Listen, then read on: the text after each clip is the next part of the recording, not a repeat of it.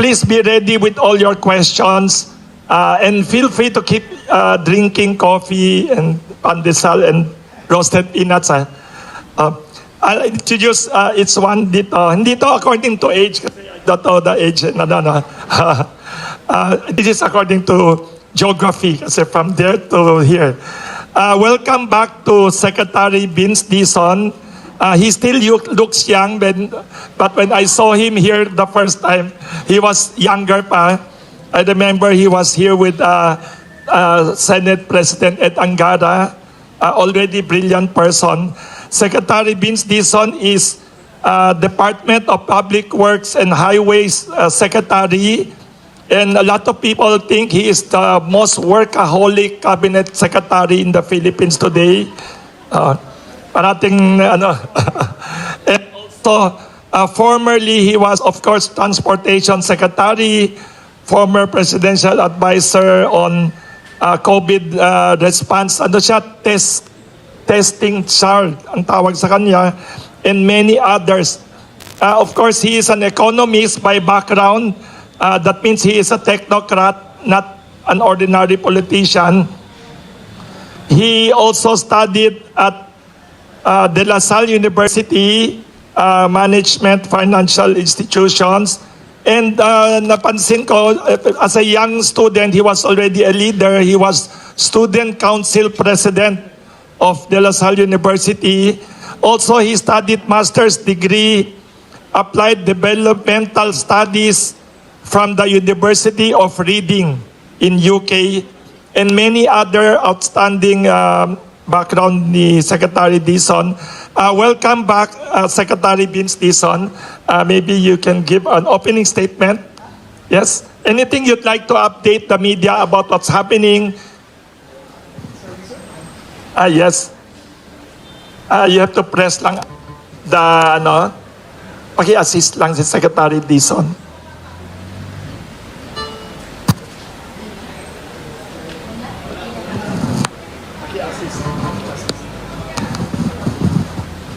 Sir Wilson, maraming good to be back after 8+ years since pumaling ako sa Kamuning. Pero wala naman akong update masyado. Nasabi ko na rin in the past. Sir Wilson, good to be here again. Thank you. Happy New Year, everybody.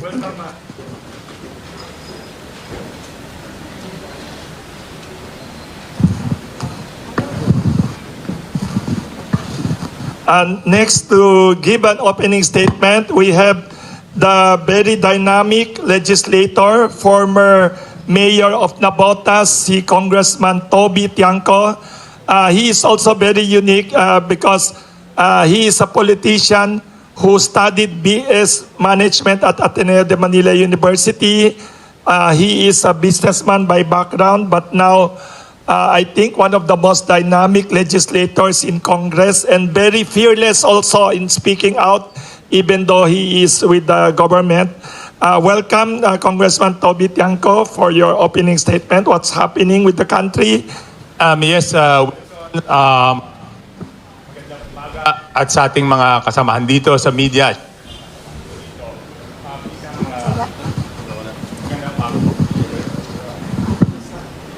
Hello, yan, isang magandang umaga po, no? Kung matatanda po natin, ako yung unang-unang nagsiwalat at nagbanggit ng pangalan ni Saldico na siya ang nasa sentro dito, no? So, at later on, sinabi rin natin na hindi naman magagawa ito ni Saldico kung walang suporta o hindi nalalaman ng dating Speaker Martin Romualdez, no? Pero lahat yan ay ginawa natin dahil sa dalawang bagay, no? Number one, talagang hindi pwede na magpatuloy yung ganong sistema ng corruption. Kasi number two, ang magiging resulta niyan, pag nagpatuloy yan, ay talagang hihirap lang yung buhay ng ating mga kababayan, not only because nananakawan sila ng pera na para sa proyekto, kung hindi nangyari yung ayaw natin mangyari, na tayo sa punto na ngayon, pati yung mga investors, yung ekonomiya, ay masama, no? So, yesterday, I've nag-attend ako ng isang business forum ng mga private businessmen at ganun lahat yung sentimento eh. Ang sinasabi ng mga negosyante, dapat talaga may mahuling malaking isda para magbalik yung tiwala hindi lang ng foreign investors, pati local investors. Kasi lahat ayaw mag-invest kasi hindi malaman kung ano yung nangyayari because of the uncertainty. So, talagang kailangan natin gawin at magtulong-tulong lahat para mahuli yung mga big fish. At natutuwa ako, lahat naman po ng kasamahan natin sa gobyerno ay nakikita ko na nagsusumikap na mahuli talaga yung big fish at mapanagot yung dapat matagot. So, thank you very much, Wilson. Thank you very much, Congressman Toby Tiangco, for the opening statement. Next, welcome back to Prosecutor General Richard Fadulion, who has been a customer of this bakery for 30 plus years when he used to live here in Judge Jimenez Street. He's still very young. 30 plus years experience at the Department of Justice. Experienced state prosecutor since 1994, graduate of UP Diliman Political Science, later on law degree from San Beda University. He is now the government official is looking to oversee the preliminary investigation and other legal proceedings. Let us welcome Prosecutor General Richard Fadulion. Opening statement, sir.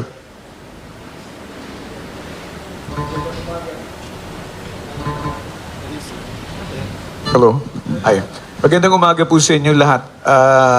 Ako po yung best friend ni Senator Marcoleta.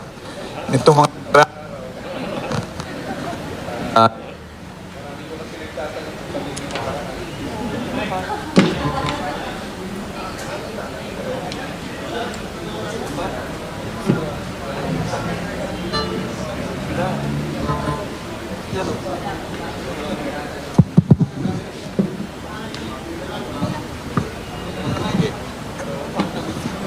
Hello. Yan. Magandang umaga po. Ako po ay nasa Department of Justice at kami po ngayon na nangangasiwa ng lahat ng mga investigasyon na patungkol dito sa flood control projects tsaka yung mga anomalies and the corruption involved in it. Of course, the department is not doing it alone. We are working very closely with the Office of the Ombudsman as investigations are concerned. We work with yung ICI, we work closely also with the DPWH just to make sure na itong mga kaso nito ay uusad at mapadali, no, yung investigasyon. Alam naman natin na lahat ho ay naiinip. Lahat ho ay gustong may makitang resulta agad-agad. Pero ang sasabihin ko lang po, before it gets better, it gets worse. Which means to say, you really have to put in a lot of time, no? Kung ang ibig sabihin po nito, tayo'y madidelay. If I take a few steps backwards, if only so that I can move 10 steps forward, I will do it. Alam namin yung hinaing ng mga tao, pero hindi natin pwedeng madaliin ang isang proseso. Otherwise, masasayang lang po lahat ng ating ginagawa. Ang mangyayari po niyan, madali pong magsampa. Ang pinakamahirap po niyan is kung paano natin patutunayan yung mga kaso na isasampa natin. So, ang hinihiling lang po namin, konting pag-unawa. Alam po namin ang kagustuhan at hinihiling ng taong bayan. Ginagawa po natin lahat. Pero hindi po tayo pwede magpadala sa galit. Kailangan pong mangibabaw pa rin, no, yung ating paniniwala sa batas. At kapag ito'y sinunod naman po natin, yes, it may take longer, but at least it guarantees us that it will give us the best results. So maraming salamat po sa inyo lahat. Thank you, Bert. Thank you, Bert.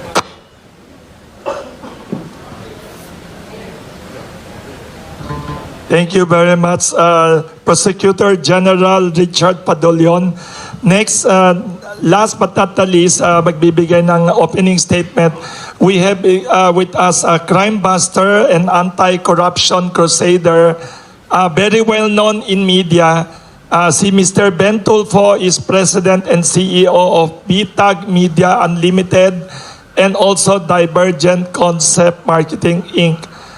He is a volunteer and advocate of NGO. Ang tawag doon is IPA BTAG Mo Inc.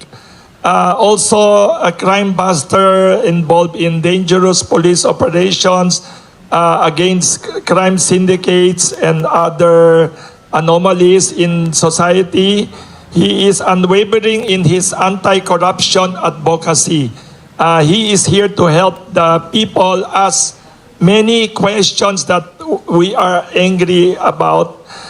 He is part-time host of the weekly investigative documentary reality program BTAG Next Generation, where people can call and ask for help. Welcome, Mr. Ben Tulfo.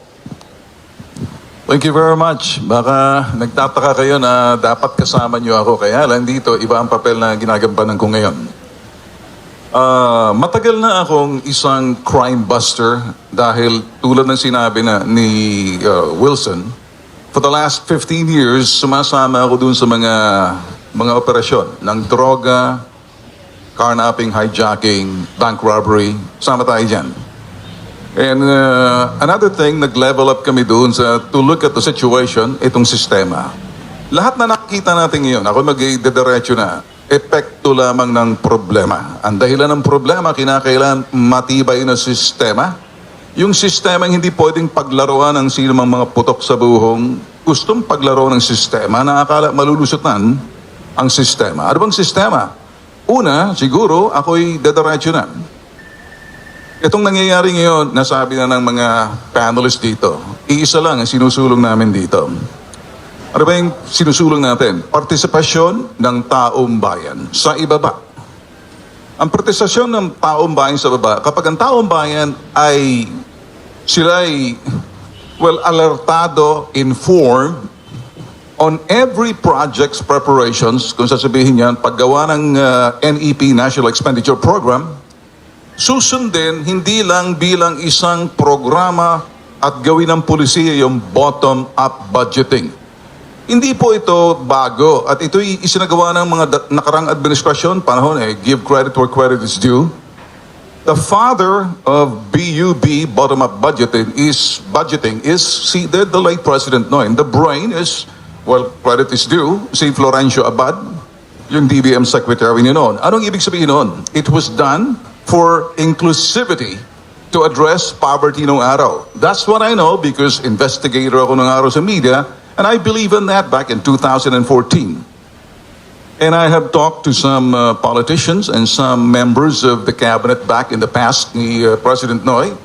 And there's only one thing. Bakit ang bottom-up budgeting parang formula lang, programa lang, hindi siya pulisiya? Na kapag hinanda yung sinasabing budget pang nasyonal, talagang itong BUB, ang espiritu niyan, bababa ka sa ibaba, sa barangay, sa lokal, sa munisipyo, paakyat ng probinsya, paakyat ng syudad at rehiyon.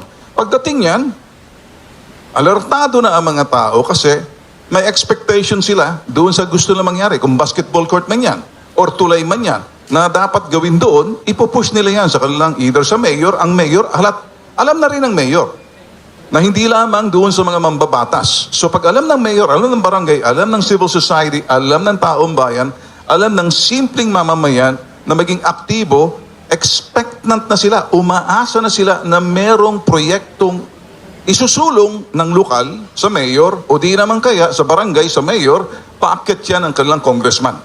So ngayon, ina-expect nila habang ginagawa para pag umabot na sa Regional Development Council, local Development Council, Provincial Development Council, and then papunta na sa sinasabi nating Regional Development Council, aakyat niyan doon sa mga departamento tulad ng DPWH, DOH, at iba pang mga departamentong popondohan yung mga proyekto, aktibidades, or programa ng gobyerno para sa tao. At saka yan, pag babalik sa DBM. At yung DBM, again, another thing, titingnan nila, hindi na ako very specific. But then, again, pupunta sa Congress, and pupunta sa Senado, and then magkakaroon ng BICAM. Doon pa lang, pag naaprubahan, ngayon nakita na natin na sa BICAM, naging transparent na sila, nakikita na yung preparations. I wish it'll be steady that way. Hindi lang yan parang sa ngayong administration. It has to go on to the next administration or sino mang nakaupong presidente. Kasi sinunod na, isinabatas we're batting for legislative action sa mga mambabatas, kasama natin ngayon si Toby Chanco, sa Kongreso at sa Senado, na isabatas, hindi lang formula, hindi lang programa, bagkus maging polisiya, na may pananagutan pag hindi ginawa ng sino man yung pagsunod. Yun lang pong aming gustong sabihin. Kapag alertado ang mga tao, masikip ang ginagalawan ng mga taong paglalaroan yung sistema. Sa Estados Unidos, may tinatawag Department of Government Efficiency. Kaya lang, para maging epesyente yung sinasabing mga public servant, may matibay na sistema. At gawin natin kabahagi ng sistema, legislate the bottom-up budgeting.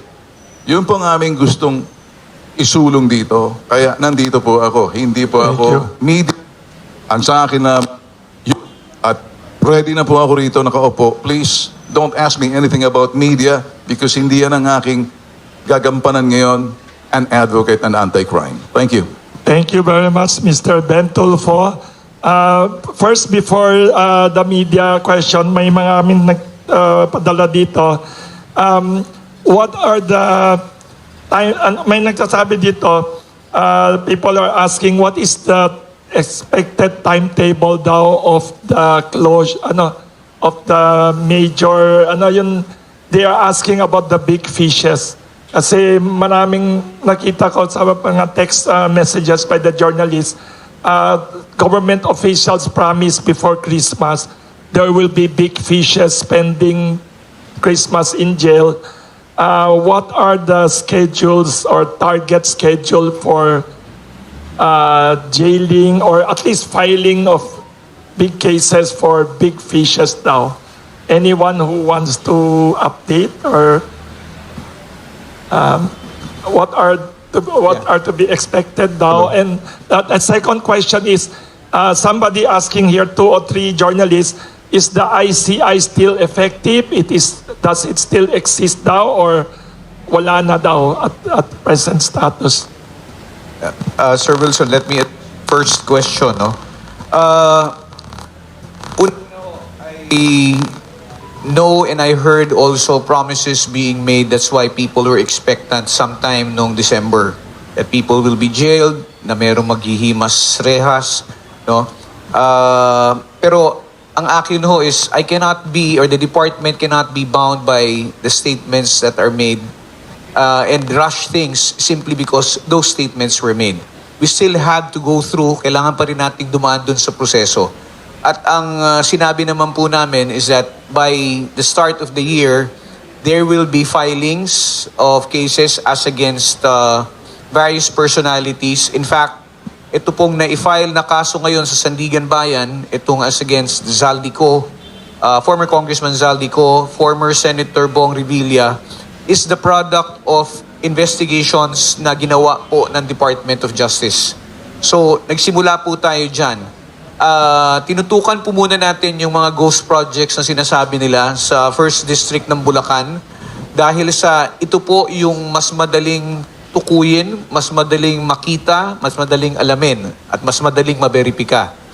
We have 3 more cases ngayon na ghost projects din which we are expecting to be filed. I'm hoping that it will be finished within the week, no? I'm expecting it to be on my table by the end of the week. And then by next week, there will be filings as against officials of the DPWH in the First District of Bulacan. Now, there are 6 cases involving other contractors, Wawaw, Top Notch, which are undergoing preliminary investigation sa ngayon. Different stages. Bakit po?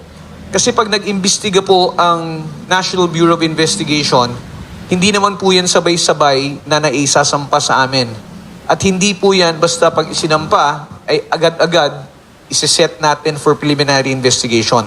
Ito po ay dumadaan sa evaluation. Bakit? Kasi gusto nating tiyakin na yung kaso na isasampa sa atin, yung kaso na i-conduct mo yung preliminary investigation, pag sinampa mo sa husgado, matibay, kayang tumagal at kayang lumaban at kayang makakuha ng conviction. Ayaw po natin, madali pong magsampa ng kaso. Ang mahirap po, patunayan yung kaso. So kailangan na ang kasong isasampa mo ay may matibay na ebidensya para matiyak mo naman na yung resultang gusto mong makuha makukuha mo.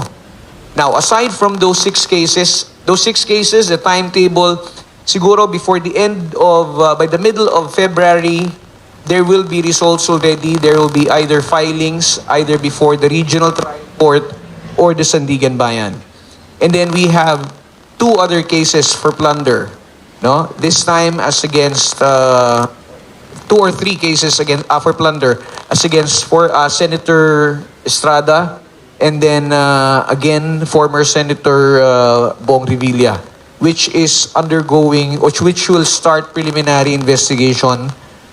Hopefully the subpoenas will be issued within the week. It will be set siguro before the end of the month. Okay? So sa ngayon, yan po yung mga kasong hinahawakan natin. Patungkol yan sa flood control. Maliban dyan, ang ibang ahensya ng gobyerno tulad ng Bureau of Internal Revenue have filed cases as against contractors and other personalities. And there are two cases for tax evasion, no? 4 counts each, which have already been filed as against the spouses Diskaya. Okay? These cases have already been resolved, approved, and the informations already filed before the court with appropriate jurisdiction. Now, notwithstanding all of these cases, patuloy pa pong nangangalap kasi hindi naman po tayo nakukontento na may nasampahan ka na, tama na. Malawak po ito, napakarami pong proyekto na maaring involved dito, napakarami pong tao na binabanggit ang pangalan. Tinitingnan po yan. Kaya lamang po, sabi ko nga, hindi natin pwedeng madaliin. Kailangan po, kung nagkamali tayo, wag na nating ulitin yung pagkakamali na yon. No? Kung kailangan na mas maging masinop tayo sa pagkalat ng ebidensya, kahit na ito'y mga hulugang medyo tatagal ka ng konti, mas maigi na ho yun. At least natitiyak natin kung ito'y sumampa sa husgado, makakakuha tayo ng resultang gusto po natin. Thank you, Prosecutor General. Wilson, can I add? Yes, Congressman Toby Tiangco. Yes, alam ko po, naintindihan ko na dapat balansehin yung expectation ng taong bayan doon sa ano, no? Na siyempre yung sa taong bayan medyo nababagalan sila. On the other hand naman, siyempre ginagawa lahat ng ating law enforcement at justice departments na siguraduhin na airtight, no? But I think noong Senate Blue Ribbon Committee nung Lunes, may napaka-importanting lead na nakuha doon si Senator Ping Lacson. Di ba? If we will recall, nabanggit noon sa isa sa mga video na ni Saldi ko, na sinasabi ko, yung videos naman niya, may hindi lahat totoo.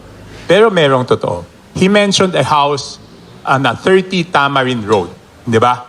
Minention ni Saldi ko yun, na sabi, binili ni former Speaker Martin Romualdez. Pero noong time na yun, walang di ba? Pero noong Senate Blue Ribbon Committee hearing nung Lunes, ang pinakamahalaga doon ay natumbok ni Senator Ping Lacson yung lead. Na ang bumili ay isang kumpanya na nagpapangalan ng Golden Pheasant Corporation. Na ang 100% stockholder ng Golden Pheasant Corporation is si Attorney Jose Raulito Enoy Paras. Na yung Jose Raulito Enoy Paras may mga connections talaga kay former Speaker Martin Romualdez, di ba? Hindi lang dito sa isang kumpanya, meron pang ibang mga kumpanya, no? So it is a very important lead dahil napanood ko yung interview niya kahapon. Sabi niya, sa next Senate Blue Ribbon Committee hearing, ito na yung iimbitahan nila, yung si Attorney Jose Raulito Enoy Paras. So napaka-importanting lead yon dahil yun ang koneksyon noong 30 Tamarin. Yun na nagdudugtong eh. Kung nandito yung 30 Tamarin, nandito si former Speaker Martin Romualdez, paano mapagdudugtong? So ngayon, unti-unti nang napagdudugtong dahil yung Jose Raulito Enoy Paras konektado kay former Speaker. So yun ang sinabi ni kahapon doon sa isang interview na napanood ko na ipe-pursue naman nila itong yung stockholder na to. So makikita na natin kung ano yung mga ano. Because he is a director in corporations connected kay former Speaker Martin Romualdez. So may link na ngayon. So yun ang lead na sinasabi ni ni Senator Ping natutulong sa ating mga prosecution agencies. Thank you. May tanong for Secretary Vince. Secretary Vince, you are very workaholic. Parang wala kang tulog sa itsura ninyo. Ang tanong ng mga tao, two questions ho. Di ba, you are doing all this anti-corruption effort and reforms sa DPWH. Will it affect your projects this year? Kasi some businessmen are concerned now na because of this fear of corruption and all this horrible scandal, baka mag-underspend daw ang gobyerno or is that a worry? Tapos number two daw ho, nabasa ng maraming tao, you will also file many cases. You have a list of people will you be filing also and assisting the prosecutors on your side? And number three, maraming nagtatanong sa akin, pati si Clarissa, yung staff ko, sabi niya, pakitanong, ano talagang nangyari daw kay Undersecretary? The one who fell sa Baguio, the one who died. Kasi there are many speculations about what really happened daw. Some people claim that there are wild claims ba everywhere sa social media. Some saying that she died, suicide daw, murder daw. Somebody said, nasa Europe, South America daw. What is the real? Baka you have more news than all of us here. Sorry for the questions. Marami. No, it's okay po. Your work. Hindi. Isasayin ko yung, unang-una po, pagsasamahin ko na yung pagpa-file ng kaso at saka po namin Clarissa. kahit na dalawang magkahiwalay na bagay yon, yun eh. Kasi ding mag-business as usual at magtrabaho kung walang klarong mananagot dito sa napakagrabing pagnanakaw na nangyari. Na isiniwalat mismo ng ating si PBBM mo mismo, kami ni Kong Toby, nandun kami noon sa Batasan, sa Sona, nung sinabi niya yung mahiya naman kayo. So, una-una dun sa pananagot, tuloy-tuloy po ang aming trabaho kasama ang Office of the Ombudsman, kasama ng DOJ, kasama ng ICI. No, tuloy-tuloy po yan. Hindi po yan humihinto since nung ako po mismo ay umupo sa DPWH nung September last year. No? In fact, yung mga kaso ngayon, yan po pagtutulungan ng DPWH, ng DOJ, ng NBI, ng ICI, at ng Office of the Ombudsman. Nung Martes lang po ng umaga, ako po'y nagtistigo dun sa unang kasong final laban kay former Congressman Zaldico. No, yung project sa Oriental Mindoro, no, na grabing substandard, no, yung sheet pile na binaon nila, imbes na 12 meters na nasa plano, 3 meters lang. At dahil nga doon, kitang-kita, isang ulan lang, nasira kagad yung tinayo ng SunWest doon sa Mindoro. So, ako po yung nagtistigo sa Sandigan Bayan na. So, sabi nga po ni PG, na kailangan magtiwala tayo sa proseso. No, may proseso tayo, talagang pinipilit na pabilisin dahil lahat naman tayo galit, lahat tayo naiinip. Pero kailangan siguraduhin na yung ebidensya matibay. Para pagka natapos na yung trial, yung kaso, makakasiguro tayong makukonvict yung mga dapat managot. No? So, yun ang pinaka-importante. At nagsimula na yun. Nagtistigo po ako nung Tuesday. Tingin ko, marami pa akong ganung gagawin sa mga susunod dahil lahat naman po ng kaso base din sa mga iba't ibang mga dokumento na galing sa department, sa DPWH. No? Mukhang ang susunod kung pupuntahan yung Regional Trial Court sa Lapu-Lapu. Yung kaso sa Davao Occidental Ghost Project against Sara Diskaya et al. No? So, dahil po ang DPWH po mismo ang complainant doon. So, tuloy-tuloy po yan. Wala pong tigil yan. No? At ang aming coordination sa DOJ, sa Ombudsman, tuloy-tuloy. So, hindi po tayo pwedeng uminto dyan kasi ang kabigin-bigin po, wherever the evidence, kahit na sino pa yan, kahit kaalyado niya, kahit kaibigan niya, kahit kamag-anak niya, no, kailangan yan tuloy-tuloy ang pananagot. Kailangan ngang base sa ebidensya.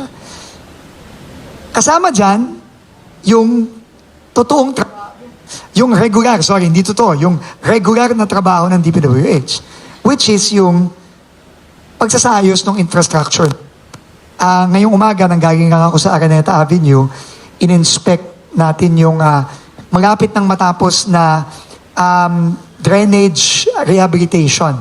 Kasi alam niyo naman sa Araneta Avenue, Sir Wilson, Sir Ben, grabe ang baha dyan. Lampas tao baha dyan. Parati yan noon pa. No?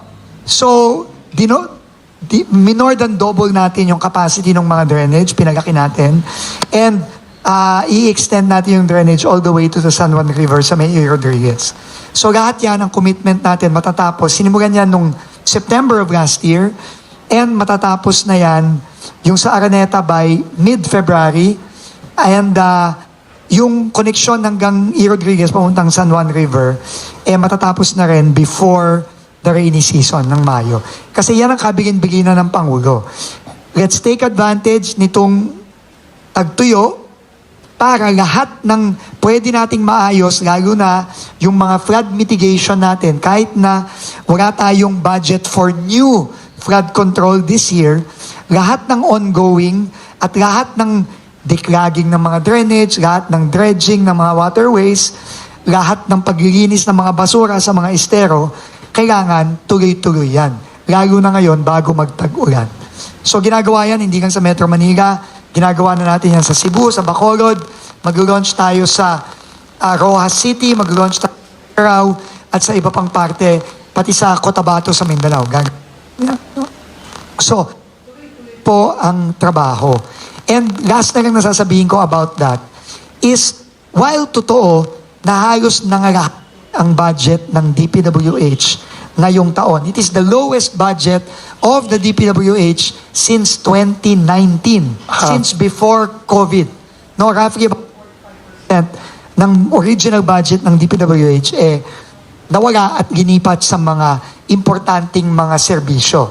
Kahit na ganon, ang sabi ng Pangulo sa kanyang budget message, it's not just about yung dami ng laki ng budget, it's about spending the budget wisely. Ang ibig sabihin ng Pangulo doon, to paraphrase him, basta hindi na nakawin ng pera at talagang gagamitin sa project para sa tao, kahit na mababa pa yung budget, okay lang yon. And yon ang gagawin natin this year and moving forward. Yun lang po, Sir Wilson. Thank you. Ay, yun, kahit na short, yun namatay na sorry. Yusek, sorry Alam mo, maraming nagtatanong alam ko, this day and age, madaming conspiracy theories and all that. dami. Are you satisfied? Well, we have to trust our law enforcement agencies. The CIDG, the NBI have already made conclusive statements based on their reports and based on the evidence that they have gathered that the unfortunate incident in Baguio involving the late former Undersecretary Cathy Cabral, for all indications, was a suicide. So, ano lang, no? Nakakalungkot lang, pero Kilala niyo siya? magtiwala po tayo sa ating mga law enforcement agencies, no? But in fact, pati si Mayor Benji Magalong, o alam niyo naman, dating chief ng CIDG yan, yun din ang kanyang naging conclusion. Siya yung isa sa mga unang nandun sa scene dahil jurisdiction niya yan, no, sa area niya yan. At lahat sila unanimous sa kanilang report. So, dapat magtiwala tayo sa ating law enforcement and investigation agencies. Secretary Vince. May tanong naman dito kay Mr. Ben Tulfo, since you are anti-corruption crusader. Maraming nagtatanong na media, since time immemorial daw sa Philippines, pag may sabing anti-corruption investigation, walang nangyayari daw at the end. In the past now, we had the Stonehill corruption issue na nothing happened eventually. Then we also have Centennial scam daw na walang nangyari. And pinaka-latest in the memory of people daw that the Napoles case daw, siya lang ang natirang nakakulong, nobody really nakakulong, nobody really convicted among any of the politicians. Yun ang tanong na, are you optimistic, Mr. Ben Tulfo, Kaya are you optimistic now with all this scandal now happening? Will this end up like Napoles again, like Harry Stonehill case and Centennial and all the other corruption cases na after a few months of headline investigation, then there will be a new scandal na naman, new eruption ng volcano. What is your view daw, Mr. Ben Tulfo, and what are your hopes as a crusader against corruption? Okay, since time immemorial, yung sinasabing korupsyon, naging kabahagi ng institusyon na yan. Kahit sino may sabi niyan, anumang administrasyon. Talaga pag utak kriminal ka, utak manggagancho ka, gagawa't gagawa ka ng paraan. There will always be space and time as long as you have the opportunity to commit, the mind to think about it, the opportunity and when you will do it. Utak kriminal yan. Ganon din mag-isip yung mga sinasabing malikhaing mga sinasabi nating mga manggagancho at yung mga tiwali sa gobyerno. Malikhain. Siguro ang mga tao dapat turuan na rin maging malikhain din kung paano mag-isip itong mga putok sa buhong, mga manggagancho at mga tiwali sa gobyerno. The only way for us to understanding is to be able to speak their language but do not do exactly what they're saying. Speaking the language is may formula sila lagi. Kung minsan nagle-level up. Pati corruption na ngayon, gamit ng sinasabing digital technology. You can corrupt somebody else using a technology. Let's be careful dahil ang bagong technology ngayon is not only digitization, the sinasabi nga rito, mga law enforcers naghahabol sila, laging a step ahead yung mga cyber criminals using ito yung cybercrime na ito, advent of AI, nag-uumpisa na, the deep fake. So, paano ninyo madidiscern kung fake o hindi? But then again, yun ang sinasabi natin, technology and utak ng tao, kumalikhain siya, at meron talaga, whatever his mind can conceive, he believes, he will do it. Ganun talagang utak kriminal. So ngayon, tayo mawala ng pag-asa dahil mayroon naman talagang batas tayo rito. Hindi naman natin pwedeng sabihin walang kwenta ang batas. Depende na doon sa tao, depende doon sa politiko, depende doon sa sinasabing So kabali. optimistic kayo, Mr. Ben Yes, Tulfo. optimistic ako. But the thing that I'm saying is siguro ang may tanong ko ngayon, ako naman na Yes. for somebody else na marami kasing naglutangan ng mga congressman na involved doon sa sinasabing pagparada, which Congressman Toby Chanco understood this, parada sa gasa. Ngayon, itong mga salawahang walang hiya talaga, bakit nagagawa nila pumarada, sumagasa doon sa mga distrito, doon sa mga syudad na kuminsan nagmumukhang, I'm sorry, no? Yung lokal na pamahalaan, hindi nila nalalaman, meron palang ganon. So, siguro dito sa parte ito, bantayan natin to. But then again, another thing, nasaan yung mga congressman na nabanggit sa unang bulusok pa lang, ang dami nila. So, people are expecting, who are these congressmen na eventually masasampahan ng kaso? Because sa una, naglabasan ng pangalan. Sa bandang huli, mukhang nawawala na sila. Sa lahanay ng senador, marami-rami. Pero lately, dalawa na lang. Well, I will ask the Department of Justice, I will ask sa DPWH, ano bang listahan talaga? Ano bang in-expect ng tao? Mahaba? Or magiging maiksi na? Baka they could comment. Yes. Baka si Congressman Tiangco and Vince Secretary Perez, baka they could answer your question about the list of Ano po yun? Okay. Yung nakita natin talaga na paradahan or kasi hindi ko malalaman kung naparadahan yun o nasagasaan eh. Makikita mo lang talagang napakalayo nung budget niya doon sa ibang congressman. No? At dalawa yung nakita natin doon, Sec Vince, diba? Yung Occidental tsaka Oriental Mindoro. So, medyo yun eh.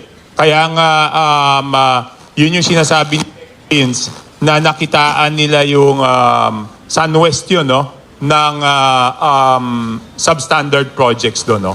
So, yun na naman. Saldi ko na naman ang nasa sentro noon.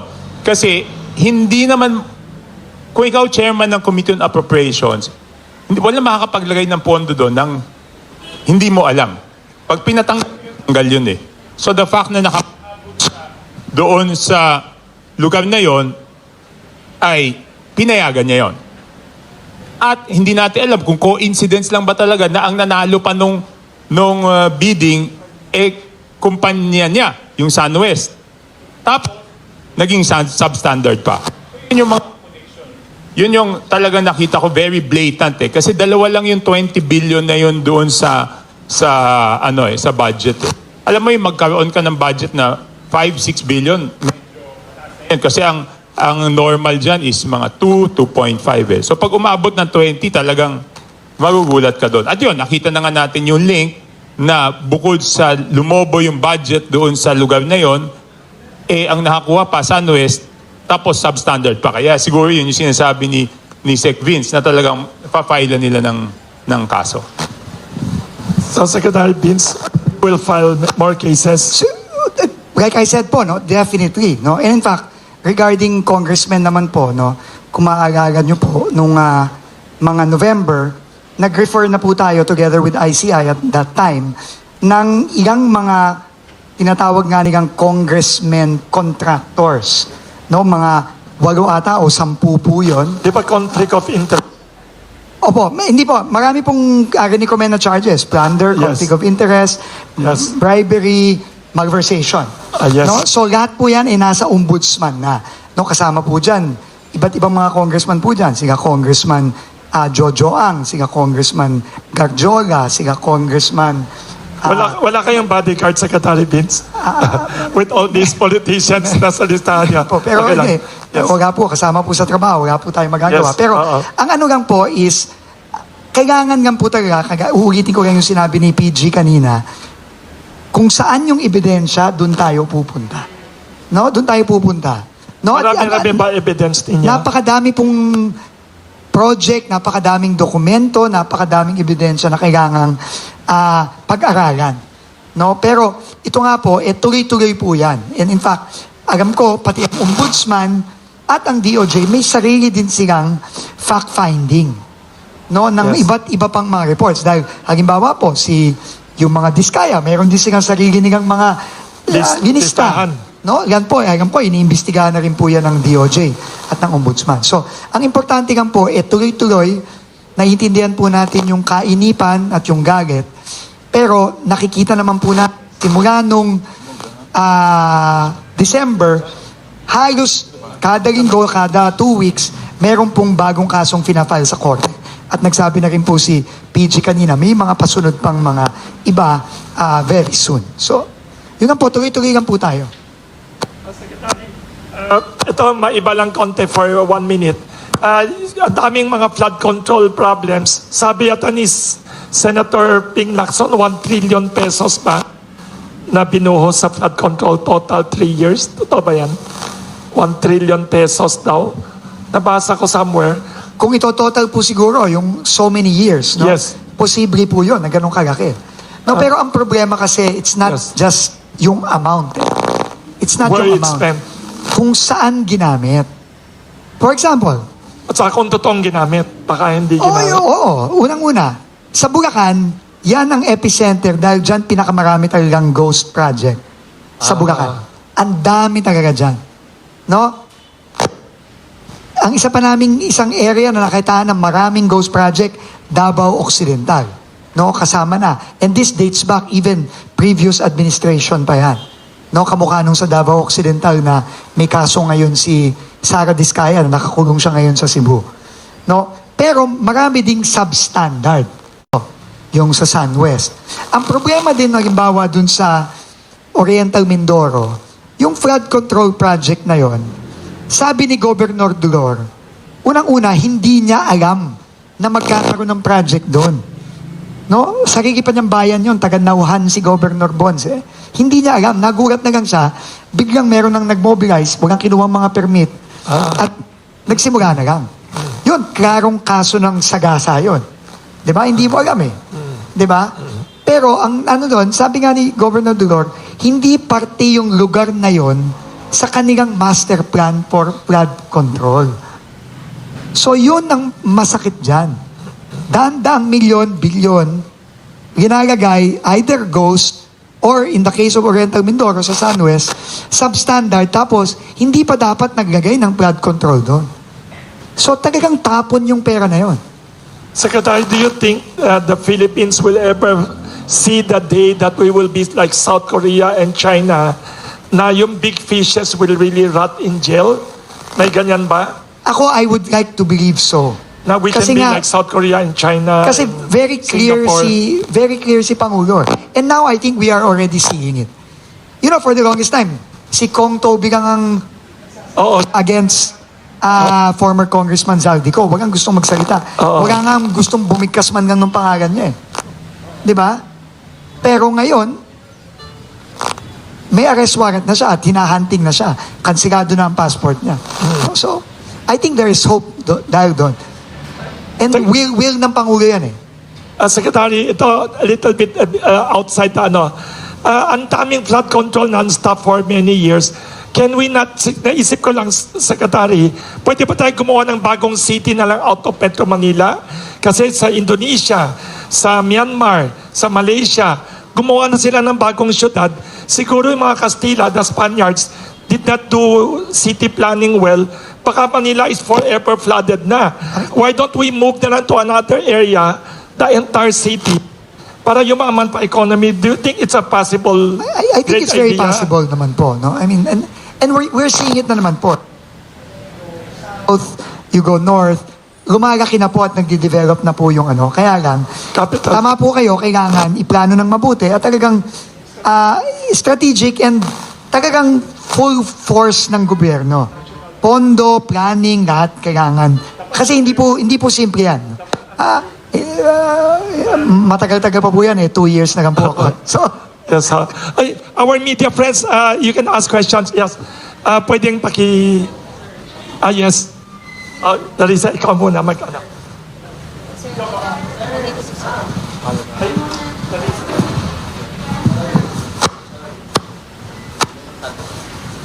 Good morning, Please introduce yourself.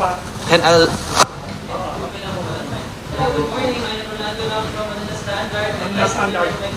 to Mr.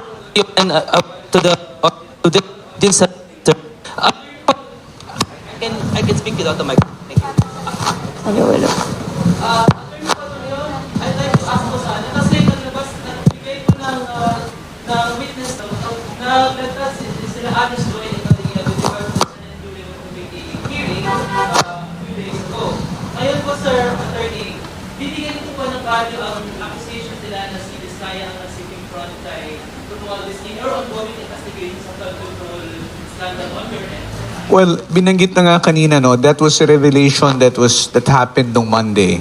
It can be considered as possible evidence and a lead, but you need to conduct further investigation and cannot be reliant on the statement of two individuals. Kasi sabi lang nila, nakita nila si Vizcaya and he was the one who introduced himself as a actor. He mentioned the name of former speaker na supposedly yun daw yung may-ari. Now, you have to develop a case, no? And you have to gather more evidence to support any case that may be filed as against anyone involved in that binigay nila sa Senate Blue Ribbon Committee. Okay? So hindi po yan, liwanagin ko lang, no? Tama po yun eh. May mga bagay na lumalabas during the investigations na nakakagulat, but it doesn't necessarily mean na parang, nakakagulat, kaso na kagad yan. It may be possible basis for you to look deeper into the allegations and follow it hook, line, and sinker. Halimbawa po, pag nagbanggit ba ng pangalan, kasi kanina tinatanong ni Sir Ben, sabi niya, napakaraming congressman na pangalan na binanggit dun sa unang testimonya nila Curly Vizcaya. Ang tanong ko, supisyente na ba na magbanggit lang ng pangalan? Anybody can do that. You can give me 1,000 names. But I will ask you before I do anything, what is your proof that these people whose names you mentioned had any participation? And then we go into the details. What transactions were this?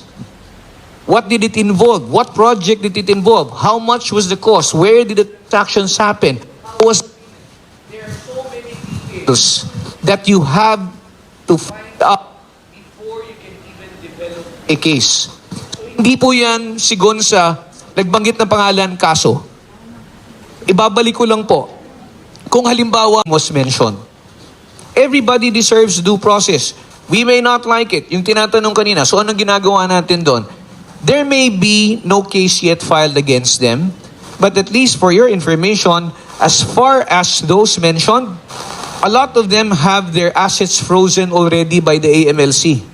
Meaning to say, sa ngayon pa lang, no, tinitingnan na ng ating Anti-Money Laundering Council yung posibilidad na itong mga kaperahan na meron sila ay mula galing sa hindi maayos na pamamaraan, no? At ito po maaaring maging basihan para magsampa ng ibang kaso later on.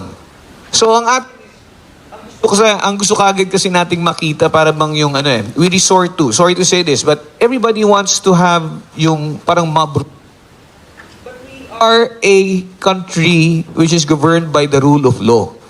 Wala na ho tayo sa prehistoric times na pagka meron ho tayong gustong palabasin na may tuturo tayo, doon pa lang kagad, i-crucify mo na kagad yung tao. No.